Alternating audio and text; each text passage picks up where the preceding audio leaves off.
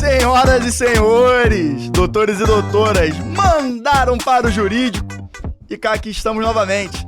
Esse é o Manda pro Jurídico Podcast, o seu podcast que desjuridica o juridiquês. E também o único podcast jurídico que você consegue ouvir até o fim. Eu sou Rodrigo Ávila e agora a formação completa. Estou muitíssimo bem acompanhado de Pedro de Regina e Natália Dias. Como vão? Tudo certo, Pepe Guardiola escalou e estamos aqui de volta outra vez, todo mundo junto. Necessário. Graças a Deus, gente, as agendas estão conflituosas, mas agora tudo na paz do Senhor. Eu com uma caneta da Beca brilhosa, isso aqui é sinal de sucesso. Elegância, né? Isso aqui é sucesso certo, Manda Rodrigo. pra Beca. A pessoa que vai assinar um contrato com essa caneta aqui, ó. Credibilidade Milhões. dessa caneta. Shine bright like a diamond. Isso aí é uma loucura. E aquele recadinho inicial que a gente sempre tem que fazer. Eu peço para que vocês nos sigam nas redes sociais, @mandaprojurídico.pdc, tanto no Instagram quanto no TikTok, além de Manda Pro Jurídico Podcast nas suas plataformas de áudio e vídeo de sua preferência. Curte, comenta, compartilha e toda a interação é muito bem-vinda para o crescimento cada vez maior da nossa bolha virtuosa que tanto insiste e resiste em repensar e refletir o direito em prol do mercado e da própria advocacia. Tá bom? Nath, Pedro? É isso. É isso? YouTube, Spotify, Apple Podcast. Apple Podcast. Segue, compartilha. É isso. Manda pra Agora alguém. que voltamos a... Eu podia estar roubando, eu podia estar matando, eu tô aqui pedindo um like, um E follow. não custa nada, né? De graça. Subscribe. Isso é bem verdade. Isso é bem... E ativa a notificação do sininho, hein? Isso é importante no isso é YouTube. importante, isso é É importante. verdade. Dá uma moral no algoritmo pra gente. Porque aí ele te avisa quando vai ter conteúdo nosso. Gente, você vê como é que a carreira da gente dá voltas. Eu nunca me imaginei falando isso. Um follow, um like, olha só. E Onde outra coisa, estamos? quando você dá like também, o algoritmo do YouTube entende que aquele vídeo é interessante e ele manda pra outras pessoas. Sim, Então faz ajudar a romper sim. essa bolha virtuosa que pode só aumentar, né? Inclusive hoje lá no nosso Instagram, o @mandaprojurídico.pdc, tivemos algumas interações bem bacanas com uma seguidora nossa, a Tamires, também com o Samico e Sim. com a Tainá, que são todos membros da bolha, cada um veio de um caminho diferente, mas E todos enfim, nos conectamos. são todos muito Teve bem... mais gente também, que a gente até comentou, mas eu esqueci o nome da pessoa. Não, mas agora. é porque essas pessoas usaram stories. Hoje, Sim. curiosamente Foi uma hoje interação isso. com os stories, É. não foi uma interação de de comentário, mandar nem, direct. nem direct, não. Dia 9 de maio. Mas agora, cortando a introdução, né? Avançando no nossa ritualística, o Barão trouxe as pílulas que são rotineiras e que todos pedem. É uma movimentação popular esses pedidos e ele veio diretamente de Mônaco com elas e vai trazê-las. Manda aí. Literalmente de Mônaco, porque tem a ver com a União Europeia.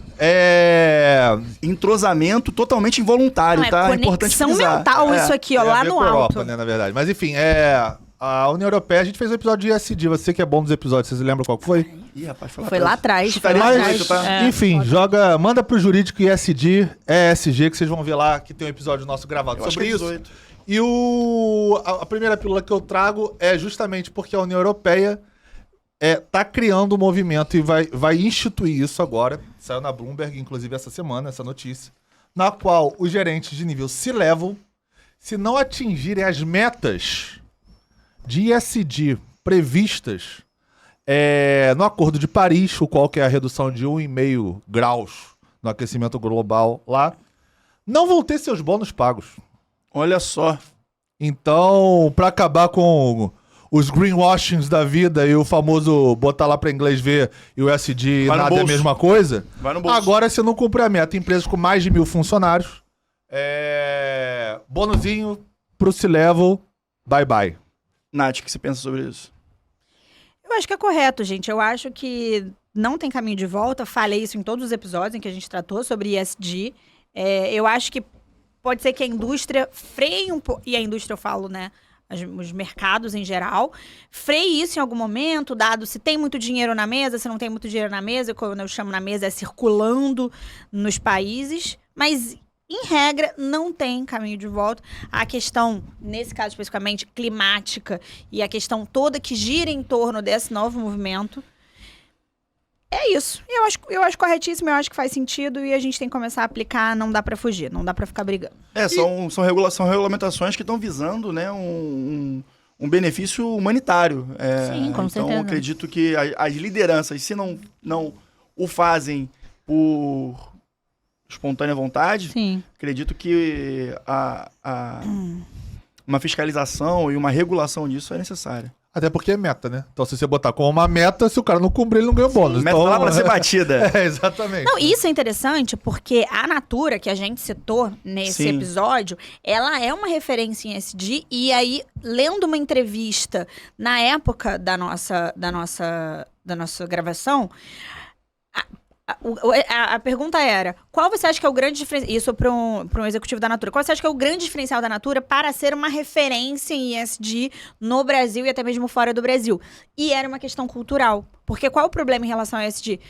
E que a gente conversou, inclusive, com o Cauã sobre essa cultura do compliance.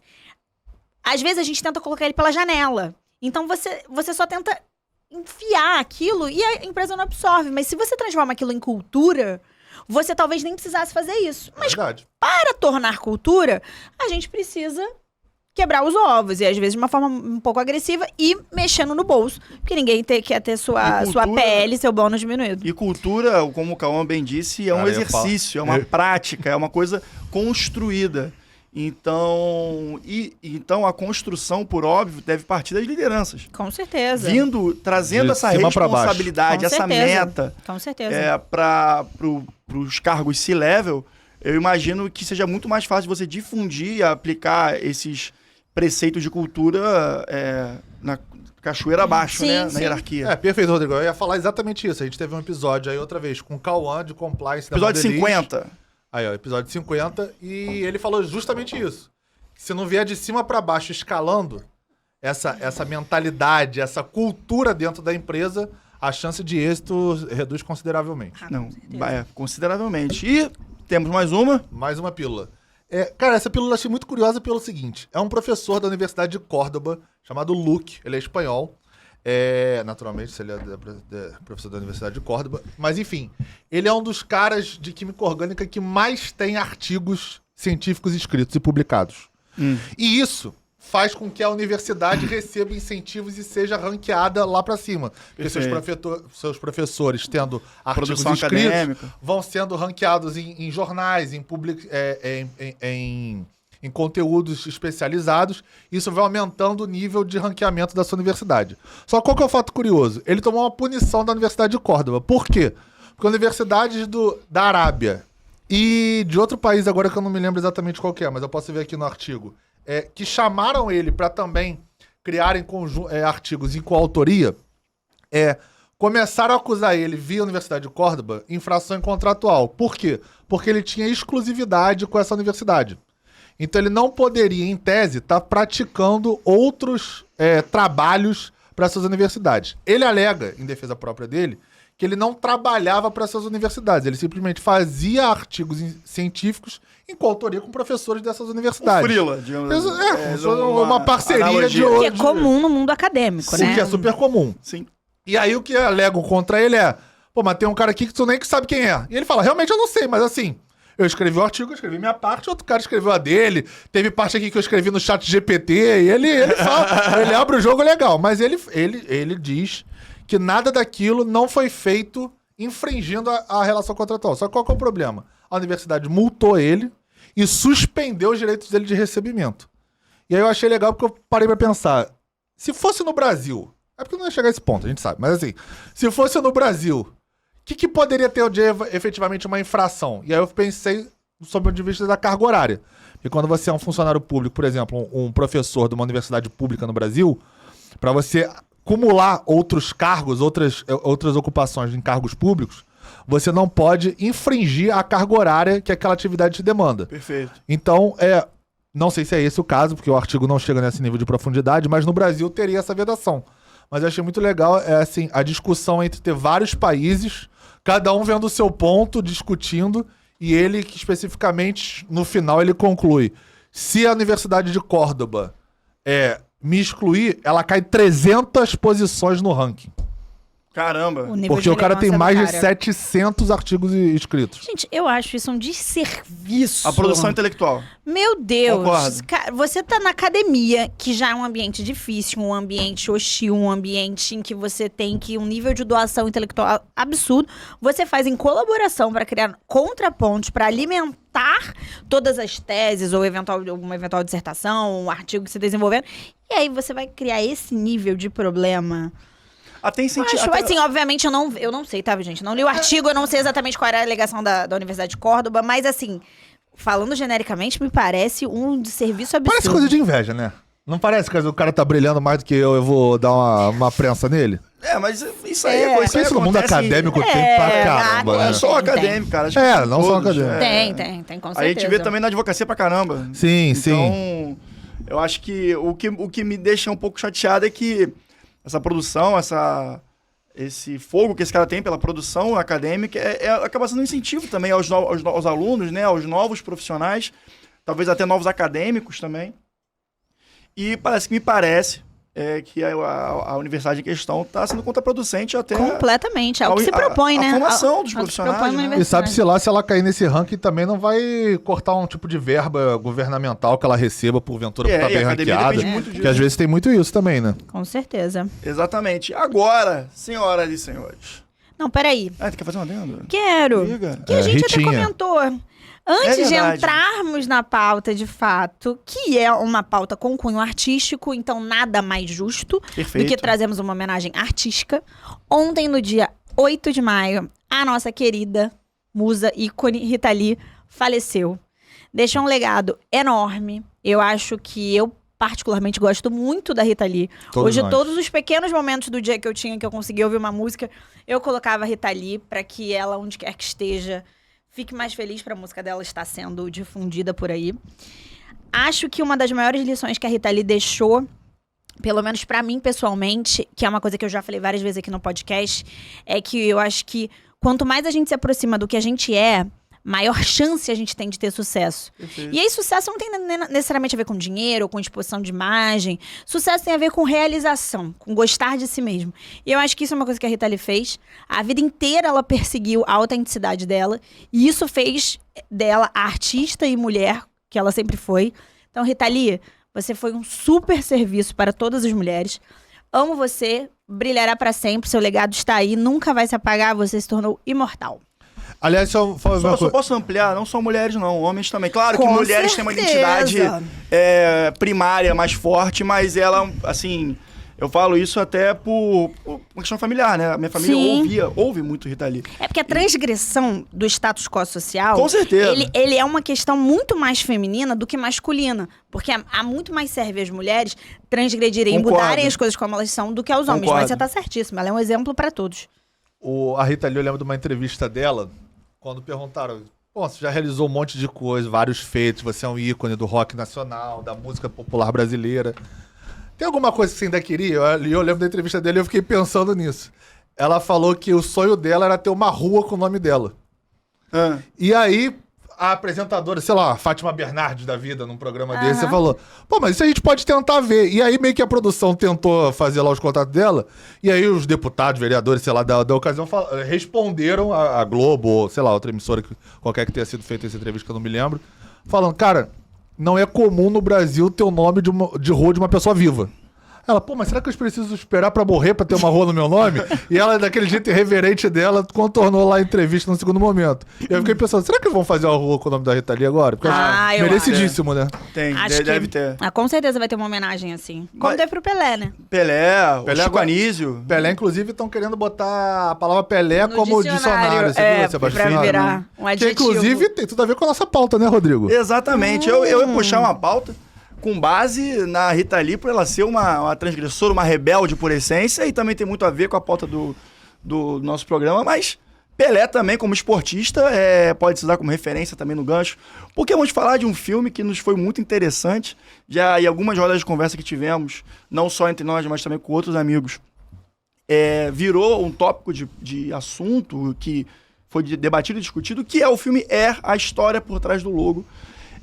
Eu até falei hoje no esquenta, né, do nosso Instagram sobre eventuais questionamentos, até já prevendo isso, mas não é tão jurídico o filme assim. E Fala pra eles que tudo é jurídico, Rodrigo. tudo é jurídico, exatamente, tudo é jurídico. E se você, jurista, não está focado em buscar temas e inspirações não jurídicas para sua advocacia, você não está em 2023, meu amigo. Você tá errado, Rogerinho. Você tá errado. Tá em 1997, assim. Porque hoje em dia a advocacia tende cada vez mais a ir para um caminho multidisciplinar, onde você bebe de diversas fontes. O Visual Law tá aí para falar sobre isso. O marketing jurídico também tá aí para falar sobre isso. Então, eu gostei tanto do filme que eu até tô lendo o livro agora do fundador da Nike. Phil Knight, Marca da Vitória. E, enfim, vamos tratar esse tema que nos entrega vários insights muito interessantes e eu acho que a gente pode começar a bater nessa bola sobre as percepções, o que provocou em vocês aí, quais insights vocês acham que podem ser interessantes ou em que momento vocês se identificaram com a trajetória ali do filme. Enfim, Nath. Eu acho que vale a gente fazer uma sinopse. Perdão, gente. Perfeito. Uma sinopse. Eu sabia que você ia filme. fazer isso, por isso que eu joguei pra você. Maravilhoso, conectadíssimos. Uma sinopse do filme, que é uma sinopse, inclusive, muito simples.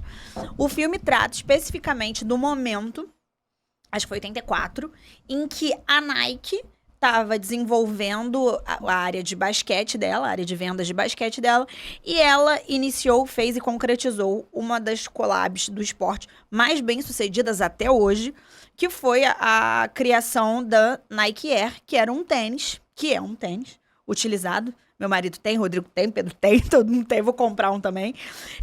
Inspirado no Michael Jordan. Até então, isso era algo inovador e a própria relação contratual em si foi paradigma, porque ela trouxe várias inovações. O filme basicamente trata sobre isso. A negociação em si, né? Não só da concepção do produto, né?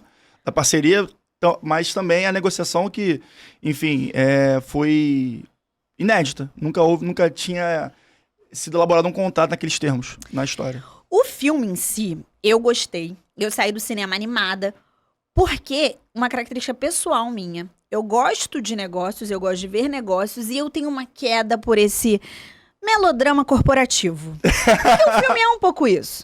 Assim, não é um filme, assim, brilhante, que vai mudar a sua vida, que vai blow your mind. Não é o caso. É uma história muito mainstream de um cara que tem uma ideia, aquela ideia não é bem aceita, e ele batalha até a ideia ser concretizada, e ele prova o ponto dele sendo uma super ideia. O filme basicamente é isso. Por isso que eu chamo que é um pouco um melodrama corporativo, porque essa ideia de superação dentro do universo corporativo, resultando um aspecto muito positivo para o capitalismo e para a empresa. Eu gosto. Não é todo mundo que gosta. Não é todo mundo que cai de amores por esse tipo de história. Mas o que eu achei mais legal, porque é uma coisa que a gente sempre fala aqui no podcast, é que tem alguns pontos de virada no aspecto comercial de determinados... O business mesmo, né? Que eles mudam o jogo. Então, talvez o filme não mude o jogo da sua vida, não faça uma super reflexão. Mas aquilo que aconteceu mudou a história dos esportistas e mudou a história de uma super empresa. Sim. Sim, porque a divisão deles de basquete era catastrófica na ocasião. Eu acho que era a terceira em market share. Era a terceira. Tinha a Adidas, tinha a Converse, que é a All-Star. E... Na verdade, acho que era até o contrário. Acho que a Converse era a primeira e a Adidas era a segunda naquela ocasião e a Nike era a terceira. E aí eles não conseguiam nunca bater em proposta com o que a Adidas e a Converse ofereciam, porque eles tinham muito mais volume de vendas, consequentemente faturavam mais e tinham mais recursos para investir no departamento de produtos para basquete. Perfeito. E aí, um dos personagens principais do filme, ele diz que tem que se investir em basquete, que ele via ali no basquete um público-alvo carente de produtos direcionados exclusivamente para basquete e que ele entendia que a Nike podia ocupar esse lugar e até ultrapassar os seus concorrentes que estavam acima deles naquela ocasião. E aí, o começo do filme é justamente quando ele entende que muito melhor do que pegar toda a verba do departamento para basquete que eles tinham e dividir entre vários jogadores para pulverizar ali o orçamento e tentar atacar várias partes, era concentrar totalmente num jogador só, mas que fosse ser a quebra de paradigma. Exatamente. Que é justamente o Michael Jordan na ocasião. E aí, só fazendo um parênteses aqui, quando eu te falei o gancho, é porque o Michael Jordan nos Estados Unidos também é referência de sinônimo de excelência no sim. dicionário. Então aqui no Pelé seria mais ou menos o mesmo sentido. Mas o Michael Jordan é o Pelé do basquete. O Pelé não é o Michael Jordan do futebol, não. É importante frisar isso aí. Mas voltando, então, qual foi a ideia? Ao invés de a gente botar os $250 mil, que era a verba total daquele departamento para basquete da Nike, em 4 jogadores, que eles mal conheciam, estavam botando aquilo ali meio que porque sobrou, já que a Adidas e a Converse já tinham fechado com as principais estrelas da ocasião, vamos focar 100% no Michael Jordan. Exatamente. E aí é um tiro. Nesse caso deu certo pra caramba, como todo mundo sabe, independente de você ter visto o filme ou não. Mas podia ter dado errado se o Michael Jordan quebra como ele mesmo falou. Ele pode, na primeira temporada, quebrar o joelho, se fraturar, nunca mais jogar basquete. Dá errado. No caso, deu muito certo. Que bom pra Nike, que bom pro Michael Jordan e que bom pra essa bolha virtuosa que eles criaram quando eles quebraram um paradigma contratual, como a Natália começou falando, e trouxeram o quê? A distribuição de royalties pra um jogador que não existia isso. Exatamente. Você fazia um contrato, preço fixo, ganhava por aquilo, é isso aí. O que a mãe do Jordan na negociação falou? Beleza, vocês vão me dar esse valor, mas eu quero percentual em cima das vendas. Só que antes disso, voltando no ponto da estratégia, né? De focar em um atleta só, eu acho que é muito interessante a gente fazer um paralelo, porque, enfim, a gente eu e o Pedro, mais especificamente, a gente trata muito no quesito da advocacia mesmo, né? Escritório, etc. A ideia, acho que era Sony o nome do personagem, ou o personagem do Matt Damon, ele fala justamente isso, ele focou em um atleta. E eu acho que, fazendo uma analogia à nossa condução profissional, cara, a gente tem que nichar nossos serviços para ser bom, para pegar o melhor possível para a entrega do nosso cliente. Perfeito. Então, quando a gente pensa... A estratégia anterior era escolher 3 dos jogadores que iam ser... que iam assinar os contratos com os 9 jogadores a serem escolhidos pelas franquias, né, da NBA. E ele dá basicamente uma roleta russa ali, que se alguém desse certo, ia explodir o negócio. Mas por que não pegar um cara que você... vai ter uma leitura, que inclusive o Sony era um cara especializado em basquete universitário, para pegar esse jogador ali embaixo mesmo, né? Ele era quase que um olheiro, né? Um olheiro, exatamente. Por que não pegar o jogador certo, que você vai dar o tiro certo? Assim como... e que nem era certo assim também não, que é bom frisar. Mas assim, tinha mais indícios pelo que eu entendia de futebol, de basquete, do que... Tecnicamente falando. Do que os outros que estavam ali... Quarto a ser draftado, quinto a ser draftado. Eu acho que tem duas perspectivas importantes pra gente tirar dessa lógica aí que a gente tá se encaminhando. A primeira é o que a gente vira e mexe fala aqui, que é um livro que eu indico muito, que é o livro que trata sobre esse conceito de oceano azul. A Nike, e assim, veja bem, gente, quando a gente fala da Nike nesse filme, a gente tende, por isso que eu chamo de melodrama corporativo, a gente tende a ficar torcendo incrivelmente pra empresa como se ela fosse ainda a empresa que o Phil fundou na garagem da casa dele. Não era, a Nike já era uma empresa de capital aberto, ela já era enorme. Ela só não era o top one, mas ela já era enorme. Inclusive, ele tinha um Porsche roxo. Eu não tinha essa preferência pelo roxo no Porsche. Tudo bem. Gosto, né? Alternativo. Ok. Hoje em dia, esse negócio de inovação, tudo é roxo, reparou? Depois que a Nubank entrou no Brasil, todo mundo agora bota coisa Ou roxa. seja, ele anteviu o movimento. Ele foi do movimento de vanguarda. Beleza. A gente tende a torcer pela Nike, mas eu acho que aí tem um ponto interessante. Na divisão de basquete, à época, nos Estados Unidos, os tênis que eram vendidos, parece que na venda da Nike, no market share em relação à modalidade, o que era vendido era um tênis de corrida. Porque era esse tipo de esporte que as pessoas praticavam e aí que elas associavam a Nike compra. originalmente é de corrida. É de o Phil corrida. Knight é um corredor Exatamente. de faculdade. Track and field. E aí, pegando até um pouquinho da fonte que eu tô bebendo agora do livro, o Phil Knight, ele entendia que os tênis japoneses eram os mais tecnológicos e eram bonitos. Então ele foi lá no Japão, num cenário pós-guerra, inclusive, que era acho que eu tô falando de 1962, se eu não me falo a memória. E ele foi ser o revendedor dos tênis, que eram chamados de Tigers, nos Estados Unidos, especificamente na costa oeste, que ele é de Portland, lá no Oregon. E o negócio foi se desenvolvendo, foi um baita sucesso, porque os tênis eram, de fato, de uma tecnologia superior aos americanos e bonitos. Então, conforme o negócio foi crescendo, foi expandido para outros esportes do negócio. E aí chegou no basquete. E aí chega nesse ponto, que o basquete ele ainda não era exatamente um mercado muito explorado. nesse momento, porque havia uma compreensão de que não era tão rentável assim. Então vamos investir no que é mais rentável. Por isso que a divisão era falida. Falida assim, não era a divisão mais olhada. Olhos, Por isso que ela tinha um budget reduzido. Enfim, várias discussões corporativas que tem a ver com você ter capital aberto, você ter um board que determina o budget. Então não é assim, você não consegue desalocar dinheiro a qualquer tempo e custo, independente da sua empresa ser ou não rentável. Então acho que o primeiro ponto é, a busca pelo Oceano Azul ali foi muito bem sucedida. No filme, mais uma vez, é essa coisa meio romantizada, que era o cara foi lá contra tudo e contra todos, brigou, que é a figura do Matt Damon, brigou contra tudo e contra todos pra apostar nisso. Mas tem um segundo ponto que eu tendo a discordar um pouco de você, mas numa outra perspectiva. Não é que...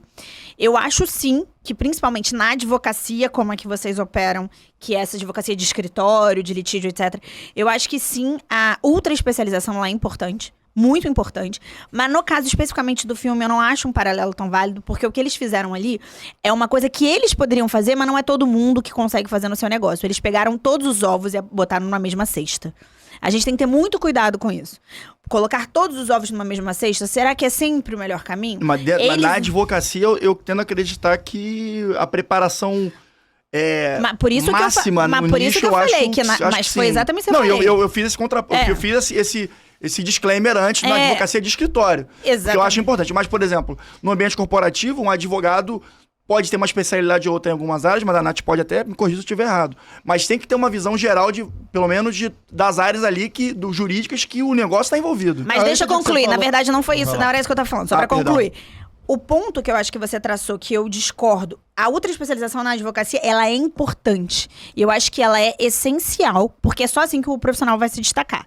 Se ele fizer tudo, se ele for um super self-service ou tratando melhor um escritório full service, ele tem que ter um estofo muito grande. Se ele é pequeno ou médio, ele tem que ser ultra especializado. Na advocacia é um ponto. Agora, se você tem um negócio, você botar todos os seus ovos na mesma cesta, não acho tão válido assim. Eu acho que é algo que tem que ser pensado. A Nike podia fazer isso? Podia.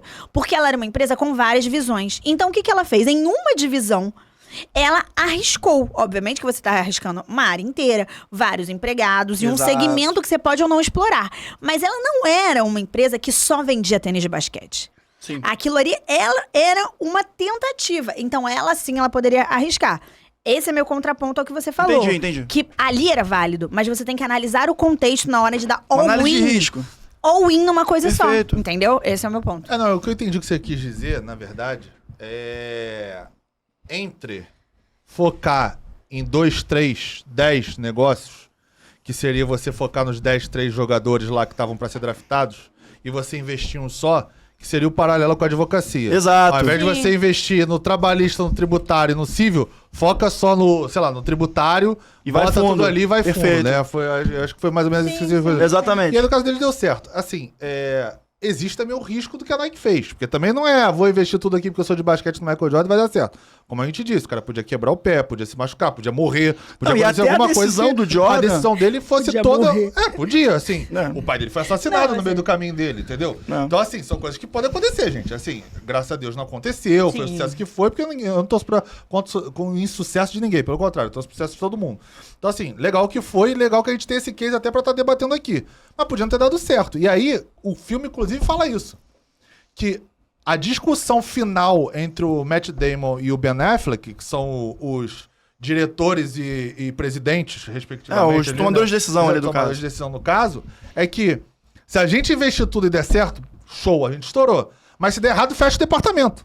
Era isso Porque mesmo. provavelmente isso. o presidente vai ser destituído pelo board, já que era uma isso. companhia aberta. E fundador, tá? E fundador, mas nos Estados Unidos não tem isso, não tem chora minha nega, não adianta. Vai ser demitido, o departamento ia acabar, e inclusive o diretor de marketing, antes dessa conversa do Matt Damon, ele chega e fala, cara, todo dia eu chego pra minha filha, que ele é divorciado, e falo, e dou um tênis pra ela. E isso cria um laço muito legal entre mim e a minha filha, porque ela adora receber os tênis que eu dou pra ela. Se fechar esse departamento, você vai estar quebrando esse laço que eu tenho com a minha filha. Ele fala, inclusive, no filme.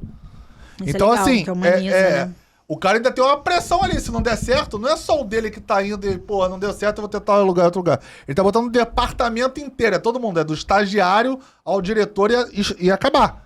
Porque o departamento Exatamente. investiu tudo num lugar só, que é o risco que a Natália tá falando. Perfeito. Se der errado, você acabou com o departamento. Mas se tinha uma pessoa ali que poderia tomar essa decisão e talvez bancar a decisão, foi o personagem do Matt Damon, porque ele era o cara especializado que falou, cara, Sim. o cara é esse, o Jordan. Porque ele, por ser um analista esportivo universitário, falou, cara, quem tem essa veia de gut, de audácia, rebeldia, ousadia esportiva, era o Jordan. O Jordan foi o terceiro escolhido, na verdade. Teve 2 caras na frente dele. Raquinho lá. E outro cara que nem o Sam Bowie, um cara que não Nunca, vingou. nunca rolou. Não sabe, eles chamam de bust. Por isso que também é mais um item do risco, porque ele não era nem o 01 do draft. Não, era o Hakim. É. Então, assim, ainda tinha também. Pô, será que esse cara vai vingar? Porque também tem muita gente que no college estoura e aí chega na NBA e o cara não coisa. Acontece. E o Michael Jordan não era o cara estourado no college. Porque, assim, os Estados Unidos tem estatística pra tudo. Tudo nos Estados Unidos tem uma estatística. E as estatísticas do Michael Jordan não traziam a tranquilidade de que ele seria o que ele foi na NBA. Porque ele não tinha pontuações altíssimas, ele não tinha assistências relevantes. Mas qual que era o detalhe dele que o Matt Damon enxergou? Que é esse cara que a gente chamou de olheiro. Mas não é olheiro porque ele trabalhava na Nike, então ele não tava ali pra nenhum clube. Ele era só o cara que tinha esse viés que ele gostava mesmo do basquete, achava que o basquete tinha uma cultura para além de venda de tênis, por isso que ele fez essa questão com a Air Jordan e por isso que ele conseguiu resgatar o departamento e alavancar o departamento de basquete da Nike, criando essa cultura do basquete além das quadras. Hoje o basquete é um estilo de vida, a forma que você se veste, a forma que você volta. Então, assim, isso teve muita influência. Eles querem deixar isso ali subliminar, que a Nike teve uma relevância nesse sentido, nessa mudança de game quando a Air Não, isso é Jordan muito fácil de entra. identificar. O esporte mais popular do mundo é o futebol. Os jogadores mais conhecidos, os atletas mais conhecidos do mundo são jogadores de futebol. Os jogadores de futebol imitam os jogadores de basquete. E aí, e tem um estilo, copia o estilo do jogador de Exato, basquete. nesse sentido que eu quero dizer. E aí, o que ele faz ali? Ele consegue botar isso em prática. Cara, eu acho que a gente consegue fazer um tênis que seja a pessoa. O Jordan Materializar num tênis um ser vai humano. personificar esse tênis. Esse tênis não vai ser meramente um tênis. Esse tênis vai ser a imagem e mera semelhança do Jordan. Isso no filme me incomodou um pouco, porque, aí fugindo um pouco do aspecto de negócio, o foco no designer não foi tão grande. E isso me incomodou um pouco, porque a estratégia é incrível, só que para qualquer coisa dar certo, tudo é multifatorial. Então, somente a estratégia, eventualmente, poderia não ter sido tão bem sucedida. Então, foi uma questão de estratégia, escolha e do design. Eu acho que poderia ter um spin-off da ideia do designer.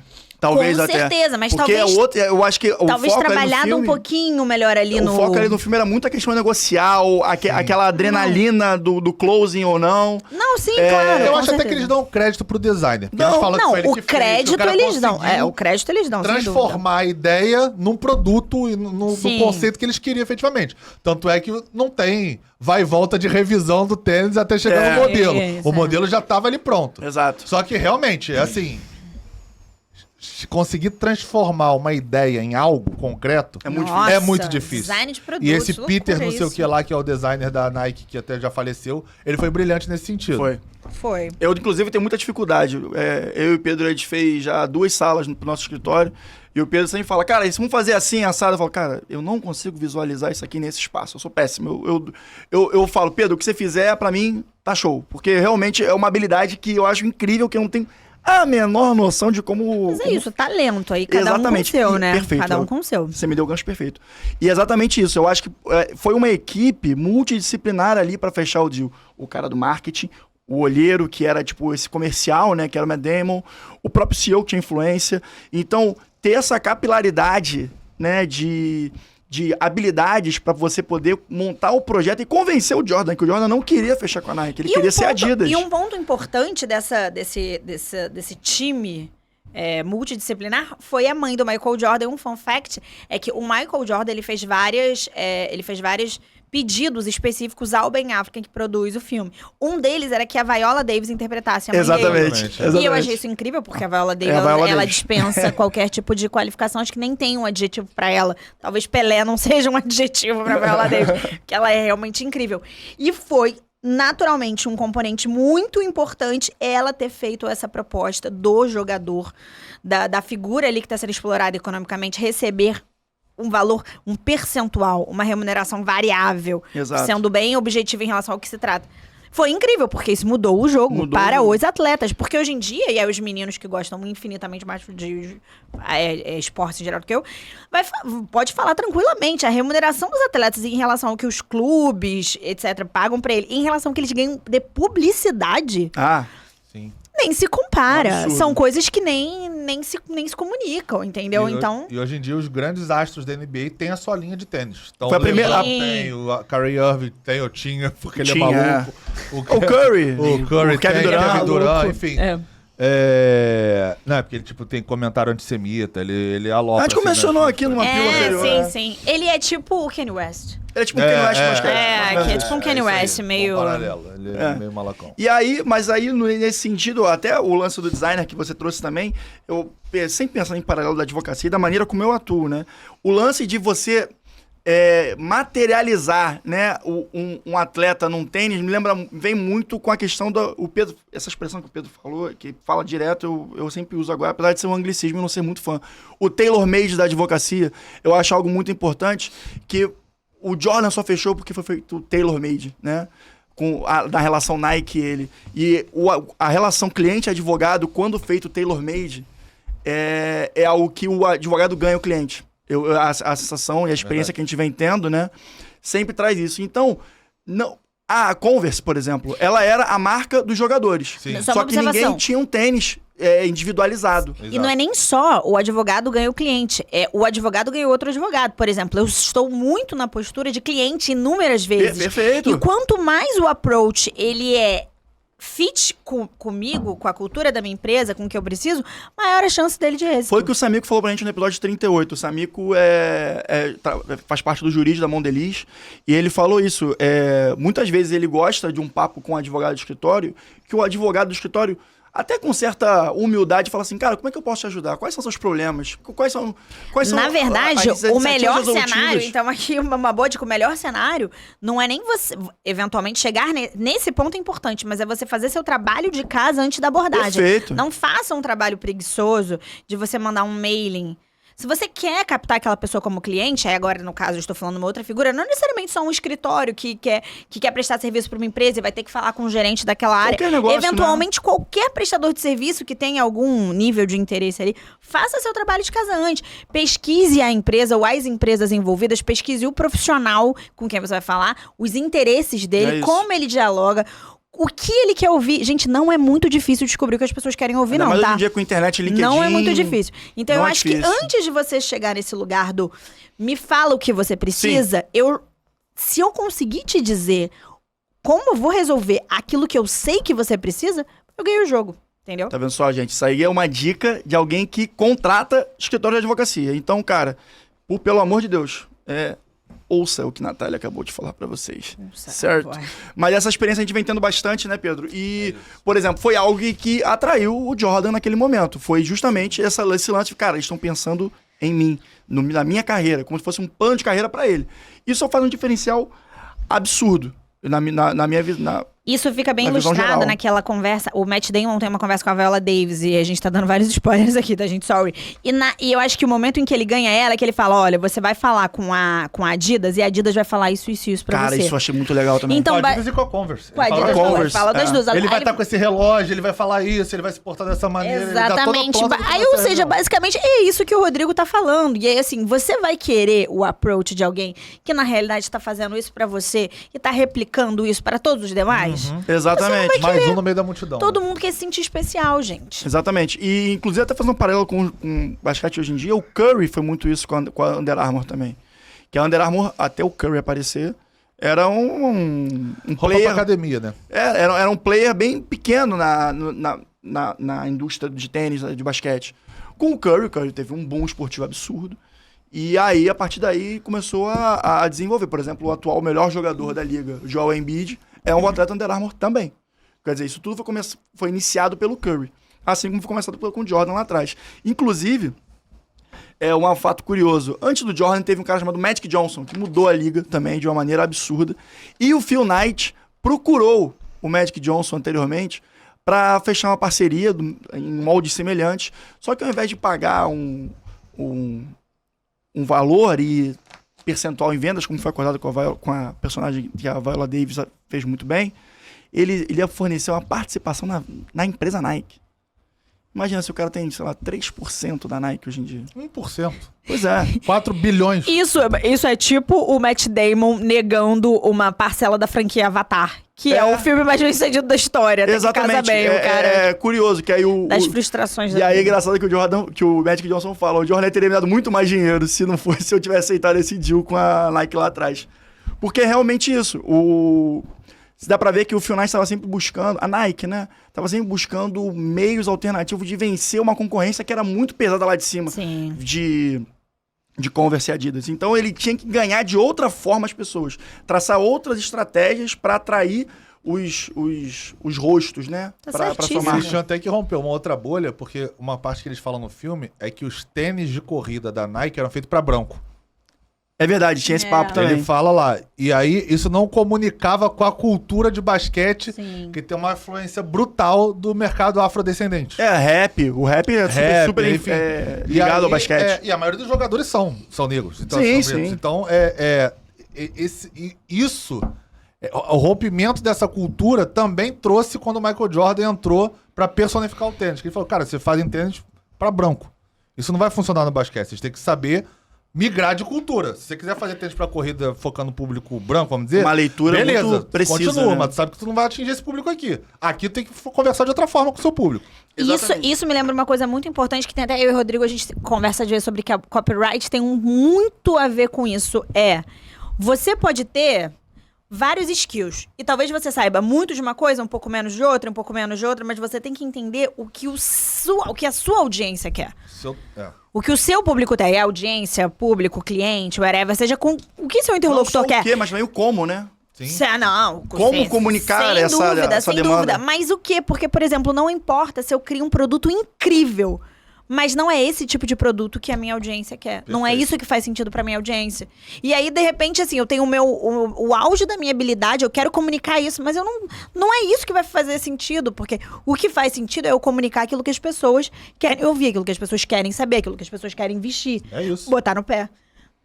Exatamente. Uma coisa que eu queria saber de vocês. Vocês gostaram do fato do Michael Jordan, do rosto do Michael Jordan não aparecer no Só filme? uma pessoa poderia fazer o Michael Jordan, como disse o Ben Affleck. Que é só o Michael Jordan. Só que essa pessoa tá muito velha pra fazer o Michael Jordan jovem, né? Aí não tem como. É simplesmente o Ben Affleck falou Mas isso. você, o que você achou? Cara, o Michael Jordan tem que ser uma entidade ali. A história não é sobre o Jordan, é sobre o Jill. Não, com certeza. Entendeu? Com Então não tem certeza. como você botar outra... Assim, eu gosto dessa figura meio... Entendi. mística que foi criada. Eu gostei. Você gostou, Pedro? Cara, eu não sei até quanto Até porque isso é o ca- vaidade humana afetando Até porque o cara de pra caramba ali costas- o programa, que eu Até- acho que você é místico, mas você não é Deus. A gente falou aqui sobre... O Jordan, em algum jogo, ele fala... Alguém dá um toco nele, e aí ele vai lá e faz uma parada seguinte, e ele era muito bom de provocação. Aí ele falou, nunca provoque o Jesus negro. Aí...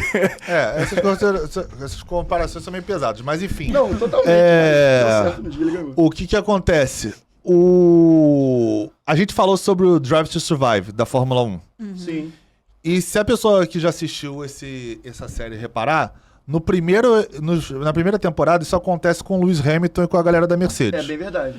E até a segunda ou terceira temporada é mais ou menos isso. O Hamilton, ele aparece assim, câmera afastada, meio de longe, fazendo sinalzinho pra imprensa, mas ele não tá lá dando entrevista à cara, contando os bastidores dele da Mercedes.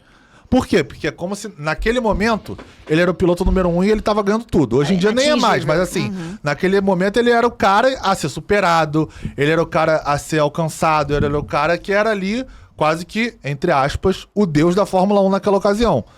Então, quando isso acontece, eu acho que a vaidade humana tem que ser um pouco controlada, dosada. Porque hoje em dia ele já não é mais esse cara. Quem? O Lewis Hamilton na Fórmula 1, ele já não tá mais ganhando nada. Já tem uns 2, 3 anos. 7, né? Tudo bem, mas não tá mais. Mas então, assim, assim... só fazendo advogado do esquece- diabo. No caso do Michael Jordan, apesar de concordar com você, só fazendo aqui advogado do diabo mesmo. No caso do Michael Jordan, ele já encerrou a carreira. mas então quando ele esse voltou lugar pro Washington ali, Wizards, ele também não fez nada. Não- Entendeu? Então, assim, Deus é um negócio complicado. Acho que quando você tenta, assim, deusar esse ponto, eu acho que você Mas caminha eu acho que linhas até- eu acho que tortas até pra um pouco- você botar sua soberba acima do que o seu do que você Só é. que eu acho que até uma abordagem do próprio Jordan. Ele gosta de se distanciar mesmo. Eu acho que ele usa Isso que é marca. Isso é marca. Eu de marca. Eu entendo que essa requisição foi dele. Sim. Só que eu achei que o filme Não precisava. executou mal. Na verdade, assim... Eu gostei, cara. Eu achei que executou mal. Eu achei... Cara, por favor, me respondam isso quando vocês assistirem. Comenta lá pra eu saber. Eu achei que foi meio pataquada. Sabe aquela coisa assim? Não posso ver o Pedro, aí eu passo com uma bandeja na frente dele. Sabe? Não, mas uma coisa a gente tem que falar. Aí do nada Aquele aí o cara de costas era igual o Jordan. Eu não achei. Eu achei muito parecido. Aquela orelhinha assim. Eu achei meio pataquada essa coisa de... A maneira de eu esconder... acho- Sabe que quando a mulher tá grávida na série ou no filme, Até aí todo porque- mundo tá enxondo ela, tá sempre com uma bolsa, Então, está atrás de Nath, um guarda-chuva. até porque eu acho que se colocassem o Achei Jordan ali, que ou filme- alguém fazendo o Jordan, ia trazer o holofote pra uma coisa que não era o que eles queriam. Não, mas o Eu meu acho que ponto não é não é... prejudicar nada do O filme. meu ponto não é nem se era pra Sim. estar ou não. Eu acho que a maneira... Eu estou falando agora cinematográfica, mas isso que eu sou uma pessoa que eu gosto de cinema. Eu achei que a maneira como foi executado, eu achei meio pataquada. Entendeu? Uma coisa meio comédia, assim, sabe? Tipo, aí passa alguém na frente, não dá pra ver o rosto. Aí eu acho que, de repente, era pra ele não aparecer no filme. Era all. Exatamente. Ponto. Então, eu prefiro que não Aí ele aparecesse vira uma também, figura acho realmente melhor. onisciente, onipresente Eu ali. gostei do jeito que foi feito. Eu achei interessante. Mas, até puxando uma questão que eu queria trazer com vocês também, que é aí saindo um pouco da análise de cultura aqui, do choque de cultura jurídico que a gente fez agora, eu queria trazer a questão da multa do tênis. Achei Sei- muito legal. Aquilo é muito legal. E é uma parada que você sempre fala, Nath. Você, como agente nas consultorias que as empresas buscam externamente pra gente, e você internamente também, com certeza, faz essa assessoria com os seus CEOs, executivos, que é a multa que era uma realidade. Os jogadores não poderiam usar determinado percentual de couro, o tênis tinha que ser majoritariamente branco. A e etc. NBA fazia essa exigência. Sim, a própria NBA. Na questão dos contratos de imagem, patrocínio com as marcas, etc. E hoje é completamente diferente. Hoje em dia é um arco-íris de cores. Mas aí, isso foi uma questão apresentada na concepção do tênis. Falou, olha só, não pode ser assim, não pode ser assado. Só que o cara lá, o designer, já tinha feito um protótipo do tênis. E aí, o grande lance, né, a tomada do risco, falou, não, vamos fazer assim porque vai chocar. A gente quer chocar, a gente quer botar um pé na porta. A gente paga a multa. A gente paga Paga a multa de $5 mil por por jogo. jogo. E $5 mil em 1984, né? Era Não são $5 mil grana. hoje em dia, que já é alguma coisa considerável. Então, isso foi também uma grande Sim, eu achei inovação, incrível. né? Eu achei Não, eu acho que a NBA, a temporada são, sei lá, 70 jogos. São É muitos muito jogos. jogo. Então, né? assim, É tu tá muito. falando de 82. 70 vezes $5 mil na ocasião. É muito dinheiro. 82, são hoje em 350 dia... mil. É maior que o que eles tinham de verba da divisão. Cara, em todo Mas aí o filme- detalhe é que, como a venda do tênis superou as expectativas dele, eles bombaram na venda, que gasta $162 milhões nas vendas do primeiro tênis, tipo, a multa ficou irrisória porque eles conseguiram pagar não. Residual. e ficou merda. Ah, mas naturalmente, quando eles fizeram essa análise de risco sobre pagar a multa, é porque eles já... Ali é porque o filme, obviamente, não aborda em números as coisas, né? Mas é porque eles já tinham colocado ali no papel de que provavelmente seria muito superior o ganho deles ali à multa que eles pagariam. Ele Cara, até foi fala isso no alguém filme. O Matt Damon até fantástico. fala isso no filme, que ele fala. O que a gente vai ganhar de publicidade na polêmica de estar pagando as multas que o o buzz. Jordan vai Aham. estar. Isso vai dar o buzz pra venda do tênis e, consequentemente, isso aí vai ser pago. Exatamente. E esse contrato do Jordan com a Nike, né? Eu vi até umas entrevistas posteriores de outros atletas da geração. Foi realmente uma quebra paradigmática do modelo como era feito. Inclusive, a NBA naquela época não era como a NBA hoje em dia, era uma coisa muito menor. Acho que é isso o filme trata muito. Que ele o mudou basquete, tudo. ele não era como ele é hoje em dia, Exatamente. entendeu? Se resumia a duas pessoas, Larry Bird e É. Magic Johnson. E só. tinha muita gente que também fala que essa quebra de paradigma que a Nike estabeleceu com a Air Jordan e com o Jordan, consequentemente, por óbvio, é que a NBA também ficou dependente do Jordan, do que Totalmente. aconteceu. Então, assim, Até parece o Jordan ficou maior que a NBA em certo momento Sim. ali, com Inclusive- com essa triangulação. Inclusive, fica a indicação da série do Jordan, que explica muito bem esse Last crescimento. Dance. The Last É verdade, Dance, The que Last é uma Dance. baita série também, não só esportiva, mas também como cultural daqueles anos 80, 90 ali nos Sim, Estados sim, Unidos. sim. Mas aí falando, ele implementou um padrão de negociação dos atletas perante as marcas. Sim. Uma vez eu tava vendo, preparando a pauta, eu vi uma entrevista do Charles Barkley, que foi um baita jogador também, Não do nível do Jordan, mas um baita jogador. Nunca ganhou o título, né? É um baita jogador, foi Mas MVP. Ele falando que o Jordan indicou, ele falou, cara, não faz o contrato assim, não pega o dinheiro inteiro agora. Pega um percentual, que você vai dar certo. Olha o jogador que você já é, e etc. Ele falou, cara, por essa dica do Jordan, eu ganhei 10 vezes mais do que eu teria ganho se eu tivesse fechado como eu queria antes. Quer dizer... Cara, no filme implementou fala... uma cultura Sim, disso. No filme eles falam, inclusive, isso. Cara, a gente tá estabelecendo um precedente perigosíssimo, porque agora todo atleta vai querer percentual. Pois é, E além disso, realmente aconteceu. O filme fala também sobre Mas na prática, gente, no negócio não é um precedente perigosíssimo, porque é um jogo de ganha-ganha muito alto, Exato. entendeu? Mas agora a gente sabe. O problema é que lá não existia isso. Entendeu? Aí o cara, porra, vou passar um mas percentual da minha mas venda, aí entra entendeu? também essa coisa do da risco do estrutura negócio, do né? capitalismo, É. que também quero ganhar sozinho, vou ganhar sozinho. Sim. Que a Cara, gente não concorda aqui que não é nosso Gente, pensamento, ganhar mas- junto, se você ganhar junto, você ganha muito mais, Exato. em regra. A regra é essa, a tendência é essa. Então, cara, sim, vou te dar um percentual, que ainda é um percentual variável. Eu nem tô tirando do meu bolso, cara. Sim, percentual sim. variável. Se você vender, você ganha mais. É sucesso, Vender menos, ganha cara. menos. Hoje Exato. em dia, cara, a métrica variável, inclusive, de bonificação, é uma forma de atração de talentos. Porque se você dá um percentual variável, é aí que dá o boom do cara. Perfeito. Pra todos os lados. Não é no... E pra todos É os ali que lados. faz ele querer vender o tênis, é ali que faz ele querer, porra, correr atrás, né? Exatamente, óbvio, Senão você fica cara, naquela relação de sem dúvida, comodismo. Sem dúvida nenhuma. Agora, aquela parte que o Matt Damon... O Matt Damon e o Ben Affleck são muito amigos, né? São, Acho são, fofo. Então, aliás, um dos primeiros filmes que eu vi que eu gostei pra caramba, assim, é aquele Good Will Hunting, que é... Uma mente brilhante? Uma Mente Brilhante?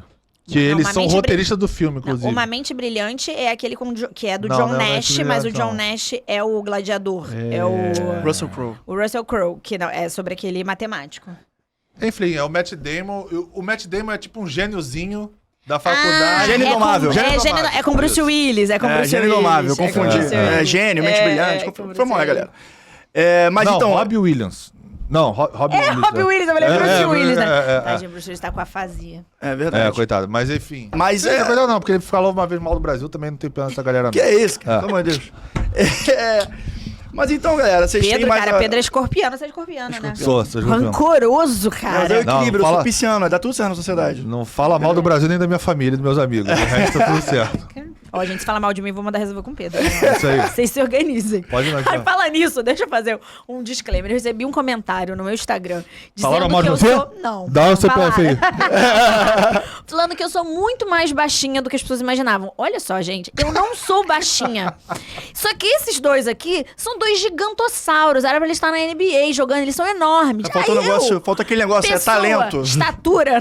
estatura média da mulher brasileira, eu pareço uma anã. Mas eu não sou, tá, gente? Ó, quem me encontrar ao vivo, vocês vão ver. Eu não sou pequenininha desse jeito. Não, eu não tá? vou ir na NBA porque depois da cirurgia eu nunca mais fui o mesmo.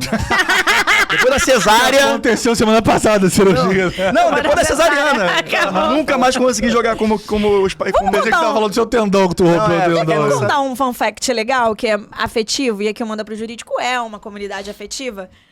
Quando a gente começou a gravação do podcast, naturalmente, era tudo muito embrionário, a gente tava entendendo o que ia acontecer, era um hobby, como a gente já falou aqui.